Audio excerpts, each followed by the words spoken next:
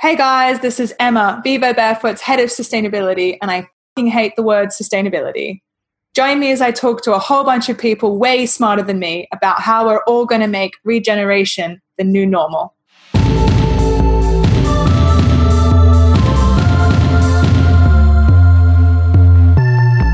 Hey guys, welcome to the Vivobarefoot Regeneration Broadcast. We're really happy to have you on board. For the first podcast, we're going to be having a chat with our CEO and co-founder, Galahad Clark. Lots of people know him as the leader of our business, but a lot of us just refer to him as the captain of the Vivobarefoot pirate ship. And we're here today to talk about Earth Day, the 50th year anniversary of Earth Day, and about our new regeneration mission. And we're really excited to talk about what is going to happen, what the world is going to look like after COVID-19. So welcome on board, G. Pleasure to have you. Thank you. Happy to be here and kick off our first ever podcast series. So thanks for leading the way on this one. Well, thanks for the opportunity. Yeah, so let's start off by asking you what's happening with Vivobarefoot at the moment during COVID-19. What do you think is going to happen after all of this and what the company will look like? It's a tough and a sad time for Vivo, no question. We've had to furlough nearly 20 people and, our hearts go out to those people. And we are obviously in a battle like every small business for survival through a really difficult time where trade is necessarily down. Our shops are all closed all over Europe and the rest of the business has had to rally round and work often more jobs than they were doing pre-COVID for somehow less reward in really, really difficult circumstances. We're obviously Zooming all over the place all the time. And, I'm extremely lucky in that I'm not sort of stuck in the middle of London, but I know that a lot of our colleagues are stuck in the middle of London. And I think now in week 4 of lockdown, it's wearing pretty thin, I think, for a lot of people, and it's tough. And we've got a challenge as a business to keep everybody sort of happy and motivated and working through this. Yeah, absolutely. I think having seen, obviously, the inside of how that's happening and playing out at the moment, one of the amazing things I think is, quite some time ago, Vivo adopted a Be More pirate spirit for the business, and it's been quite incredible at the moment where the weather is stormy and everyone's rallied together. And as you said, a lot of people are doing a lot more than what they did before. But I think there's a really amazing team spirit and there's a fighting spirit to the company. And I think I'm really proud to kind of be on the ship at the moment. And do you think that it's going to affect the way that we operate in the future?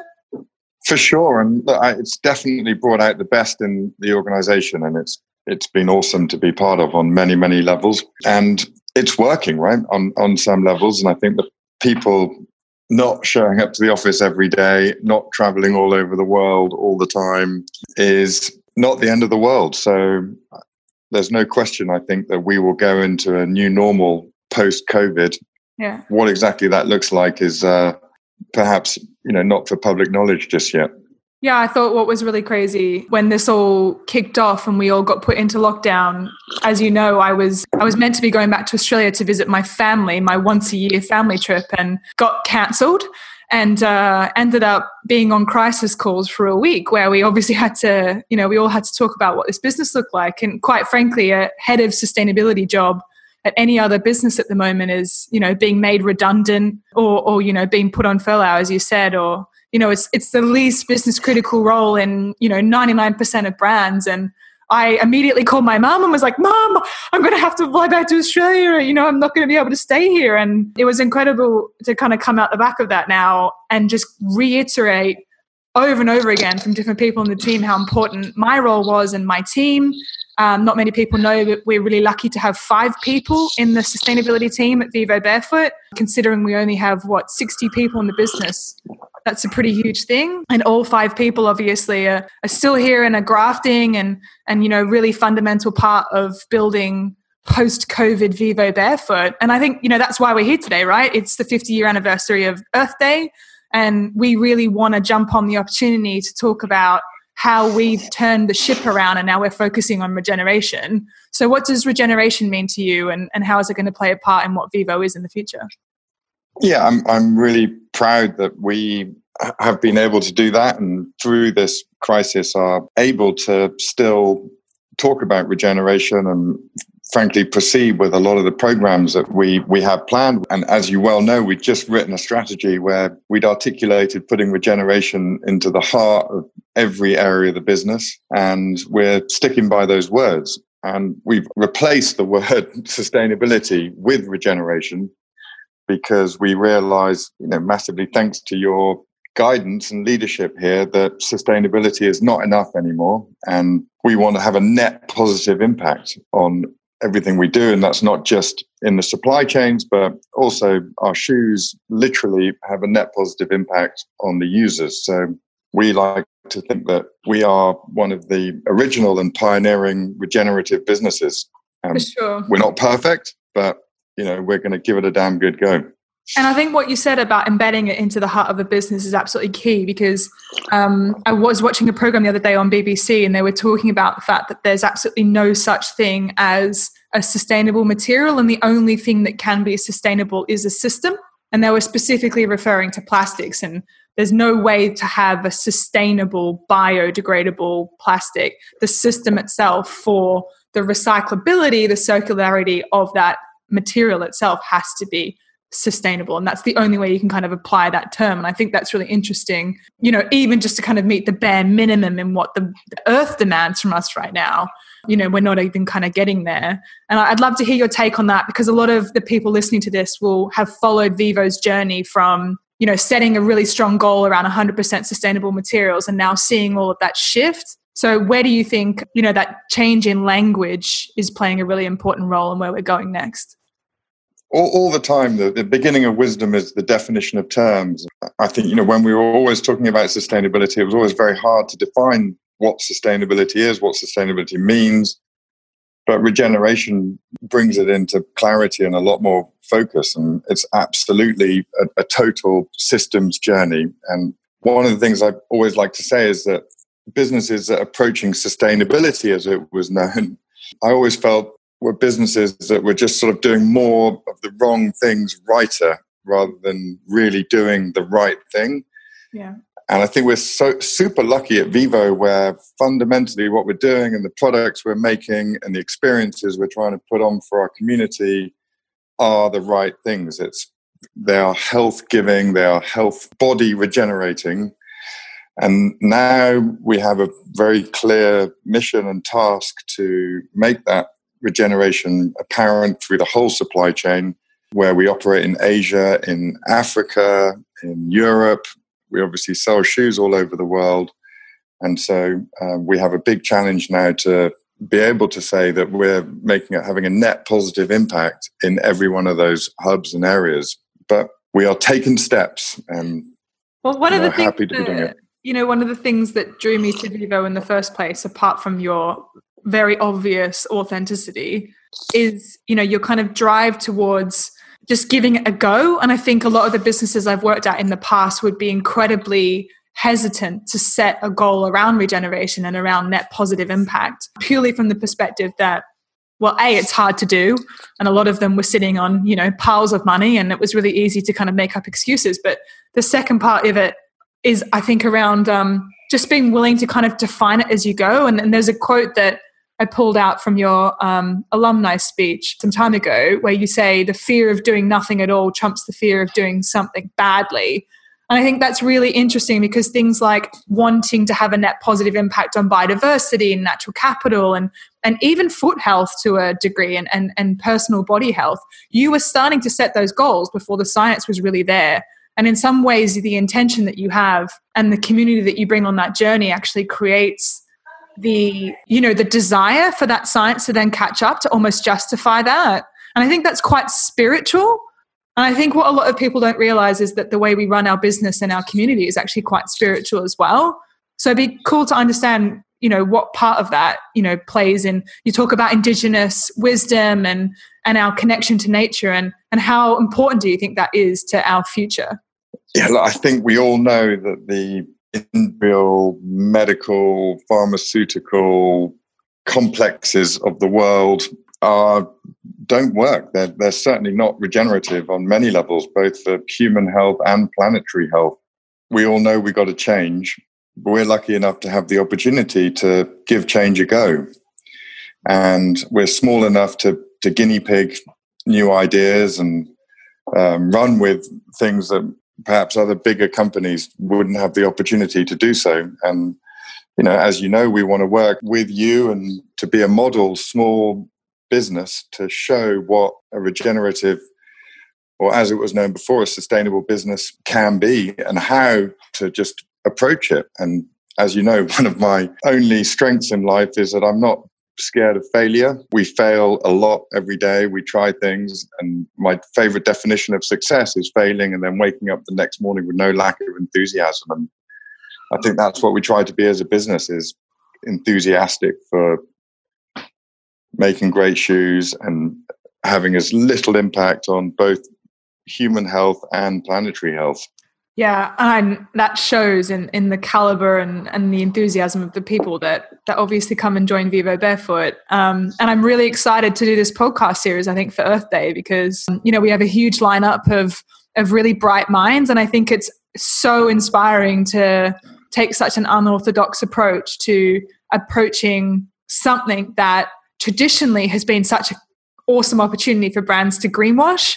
I mean, one of the big things we're obviously working on together is trying to overcome some of the misinformation in this industry. Like, you and I both agree that there's a ton of problems that the industry faces, that doesn't matter how big or small you are, how good or bad you are, the supply chains and the complicated industry and the systems behind how you make footwear and how you operate as a business in this world are fundamentally reliant on a ton of stuff that if we don't move together, we're not going to fix those problems. So I think greenwashing prevents a lot of the discussion that needs to be had around those really global issues. And so it'd be interesting to hear, I think people would find it awesome to hear from you why you're supporting trying to go against the grain in terms of sustainability and take a different approach. It's much more authentic, much more transparent, hopefully a bit more inspiring for people that want to believe that we're able to reach a world like the one that's portrayed to us in Avatar, which obviously I've told you before guides me at night, gives me some level of faith. So why this approach? Why we've got a kind of guns out, kind of wanting to take on, dispel the mistruths approach, both from the footwear perspective and the environmental perspective? Yeah, ultimately, I don't think it is going against the grain. At least it's not going against the grain of smart, brilliant people that we respect and admire. We're lucky to be able to be, in many ways, learning and trying to put into practice what a lot of wonderful thinkers out there already know to be the right way and know what needs to be done. So, we're maybe going against the grain of the existing complexes and things, but we're following in the footsteps of a lot of brilliant thinkers. And I love this idea, the Avatar idea, that modern science is ultimately going to bring us back to ancient wisdoms and ultimately back to reconnecting with nature. And we see that happening in the food we eat, the way we sleep, and the way we move.